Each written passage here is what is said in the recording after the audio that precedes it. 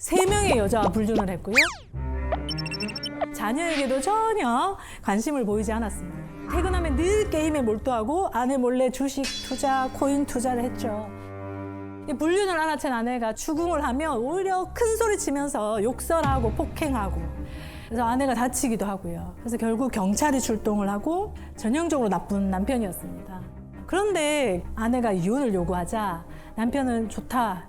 형사고소 취하해주면 내가 이혼해줄게. 그래서 아내는 하루라도 빨리 이혼하고 벗어나고 싶어서 위자료나 재산 분할에 대한 부분도 협의 없이 그냥 자녀들 친권 양육자 아내로 하고 아빠는 양육비도 주지 않는 것으로 그렇게 협의 이혼을 했어요.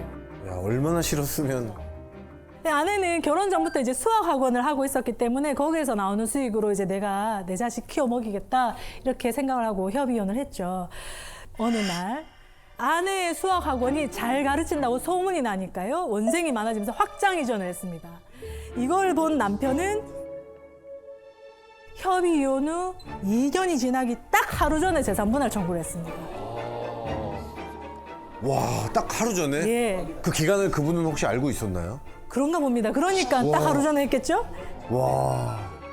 남편은 결혼 기간 중에 아내가 재산을 숨겼고 이 학원 운영에도 내가 재산 기여가 있다라고 하면서 재산 분할 청구를 한 거죠. 미친네. 진짜 쓰레기다. 그러니까 이제 아내는 남편 역시도 혼인 기간 동안 몰래 주식과 코인에 투자한 부분이 있으니까 그 부분도 그러면 확인해서 같이 합시다라고 했더니 이 남편이 아, 근데 불안한데. 제척 기간 2년이 지났으니까 아내는 아내 주장은 들을 필요가 없습니다. 이렇게 와. 법정에서 이야기를 하는 겁니다. 알고 있었네. 재판 결과는 어떻게 나왔을까요? 남편의 재산 분할 청구가 받아들여졌을까요? 안 되기를 바랍니다. 야, 이거는. 안 됐기를. 아니 근데 아내분께서 수학 학원을 또 오래 하셨잖아요. 근데 아이를 키워야 되잖아요. 근데 아이를 키워야 되기는 하는데 지분을 주장을 2년이 되기 전에 진짜 약삭빠르게 해가지고 꼭 이런 스토리들은 피해자가 한 번 더 되더라고요. 어찌됐건 유책 배우자는 남편이잖아요. 그쵸. 이혼할 당시에 위자료나 재산 분할도 받지 않은 상태에서 이혼을 했고 열심히 산 덕분에 증식된 재산을 나눠줄 필요가 있을까요, 이게? 근데 제가 그 남편이라면 이렇게 주장했을 것 같아요. 당신 수학 학원 차린 저 돈이 어디서 났냐? 내가 뭐 벌어다 준 돈 이거 이체한 내역 말도 안 되는 거 있잖아요. 시키지 말라고 그래요. 근데 이제 약간 좀 나쁘게 생각을 해보면 그쪽을 명분 삼아서 빙고. 정확하게 그렇게 주장을 했습니다. 와, 대박이다. 그런데 이제 법이 그렇게 나쁜 사람만을 위해서 존재하면 너무 가슴이 아, 아프죠. 그거 안 되죠. 그런데 우리 대법원 판례에 따르면은 아내가 직접 재산 분할 청구를 한 것이 아니라 남편의 청구에 대해서 상대방 입장에서 대응하면서 주장한 것이기 때문에 얼마든지 주장할 수 있다. 제척 기간이 지나도. 아내는 남편에 대한 재산을 조사할 수 있고요. 남편의 재산이 어느 정도 나오게 되면 남편의 재산 분할 심판 청구는 기각이 되거나 작게 받을 수 있겠죠. 그 부분들 때문에. 다행이다. 근데 남편의 재산이 더 많게 나오면 입증을 하지 않는다면 본인의 재산만 넘겨주게 되는 꼴이 되겠죠. 실제로 우리 이혼을 진행하면은 폭행이든 뭐 외도든 도저히 함께 살 수 없어서 뭐 돈도 뭐고 따지지 않고 일단 이혼부터 급하게 하는 경우가 많습니다. 그래서 더더욱 공정하고 정확한 재산 분할을 위해서는 이제 관련 정보를 미리 좀 알고 준비를 하는 게 중요합니다. 재산 분할 대상이 되는 재산은 어떤 것들이 있을까요? 집, 차, 예금 뭐 이 정도는 다 예상하실 것 같고요. 차는 예상 받겠습니다. 차도 됩니다. 가액으로. 재산 분할은 가액 분할이 원칙입니다. 부동산의 경우에는 시세가 얼마인지, 재판 종결 당시의 시세, 자동차 시세, 다 시세가 나오죠, 요즘. 5대5라면은 그 금액을 절반으로 나눠서 주라. 이렇게 되는 거죠.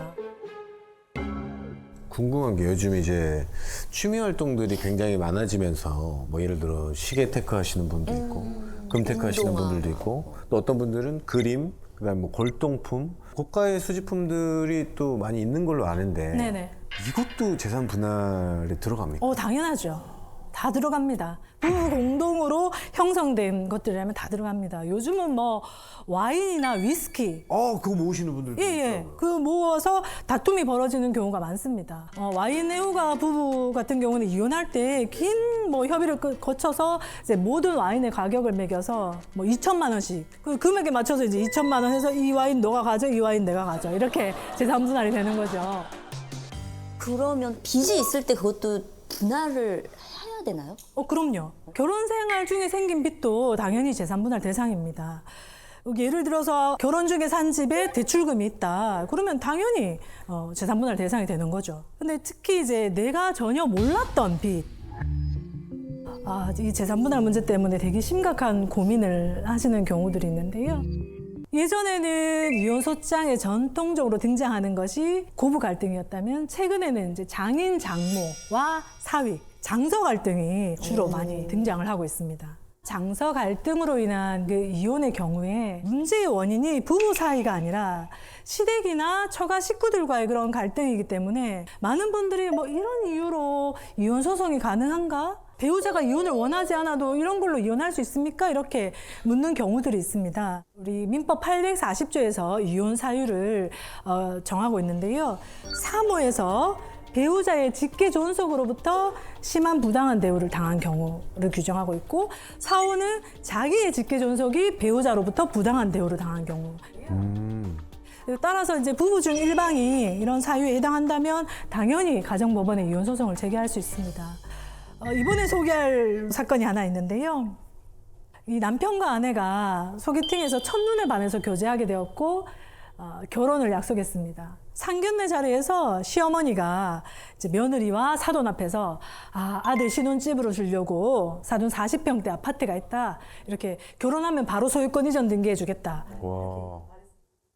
친정 부모님이 너무 기뻐하시면서 혼수를 정성껏 잘 준비하겠습니다. 이렇게 답하면서 화기애애하게 상견례가 마무리됐습니다. 결혼식까지 큰 어려움 없이 잘 진행이 됐죠. 그런데 결혼한 지 6개월이 지나도록 이 신혼집 이전 등기를 해주지 않는 겁니다. 왜?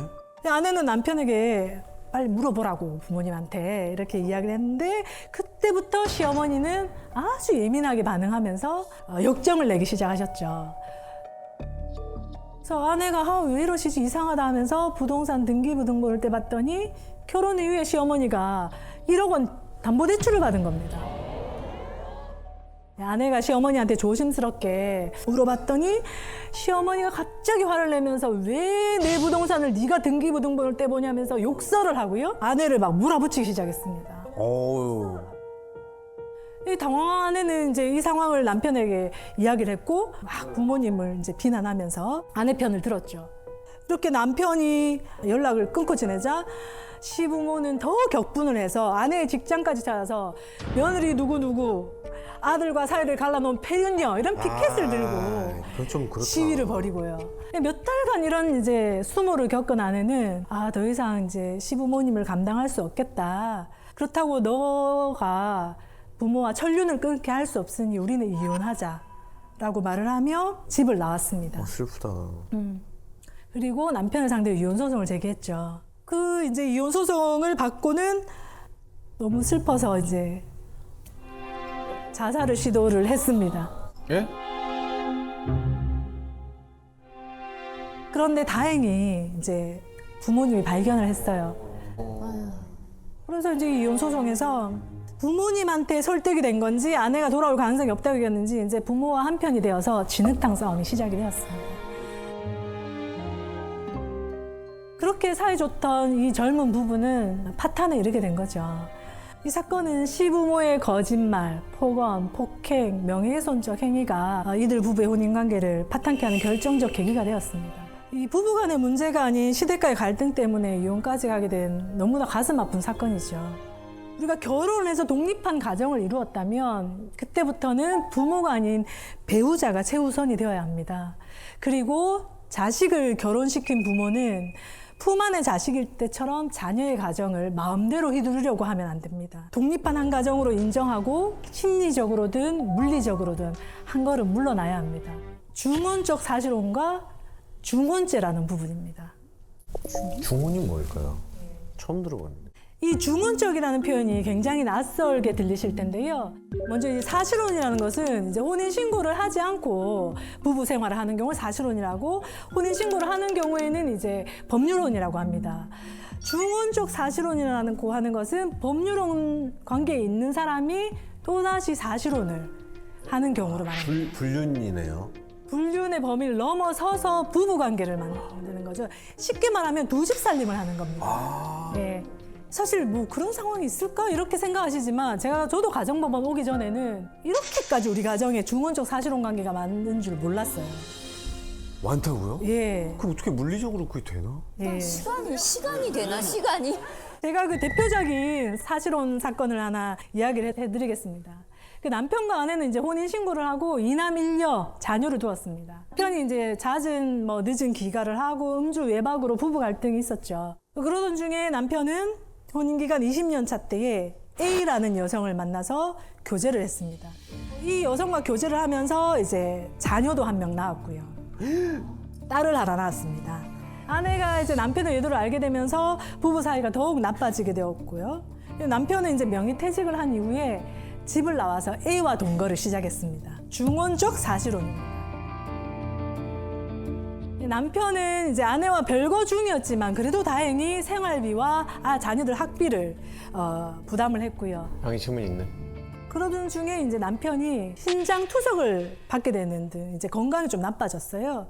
그래서 아내와 자식들에게 신장 이식을 좀 해줄 수 있겠냐. 와, 해줘야 돼 말아야 돼. 당연히 거절을 당했죠. 이런 일로 이제 남편은 아내와 이제 혼인 관계를 끝내야겠다라고 생각을 하면서 이후에 아내에게 생활비를 다 끊어버렸습니다. 아이고 참. 치사하다. 치사하죠. 아니 뭐 본인이 지금까지 한 행동이 있는데 그 양육비를 끊는 거는 이거는 말도 안 되는 것 같아요. 남편은 이제 현재 동거 중인 A와의 사이에 중학생 자녀가 있고, 그리고 병든 나를 보살펴주는 것은 지금 나와 살고 있는 이 A이기 때문에 더 이상 이제 아내와의 법률상 혼인 관계는 유지할 수 없다. 이러면서 이혼 소송을 제기했고요. 이 아내는 남편이 언젠가는 돌아올 것이라고 믿고 있습니다. 그리고 미혼인 자녀들이 있기 때문에 나는 죽어도 이혼에 동의하지 못하겠습니다. 라고 답변을 했습니다.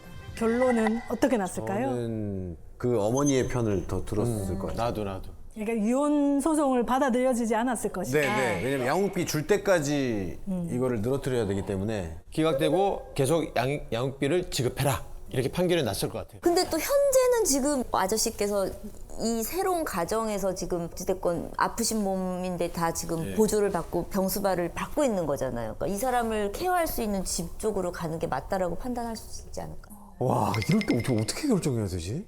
남편의 이혼 소송은 유책 배우자이기 때문에 기각이 됐습니다. 이 사례처럼 중원적 사실혼의 경우에는 그 법률상 배우자가 선택할 수 있는 것은 두 가지입니다. 첫 번째는 이혼을 부동의하는 경우, 끝까지 이 사건처럼 이혼을 해주지 않는 경우에는 이혼이 안 됩니다. 그리고 두 번째는 이제 이혼을 동의하게 되면 이제 위자료와 재산 분할 소송으로 진행이 되게 되겠죠. 근데 문제는 뭐냐면 이혼을 동의를 해주든 동의를 해주지 않든 이 중원적 사실혼의 관계에 있는 남편들이 생활비와 양육비를 주지 않는다는 겁니다.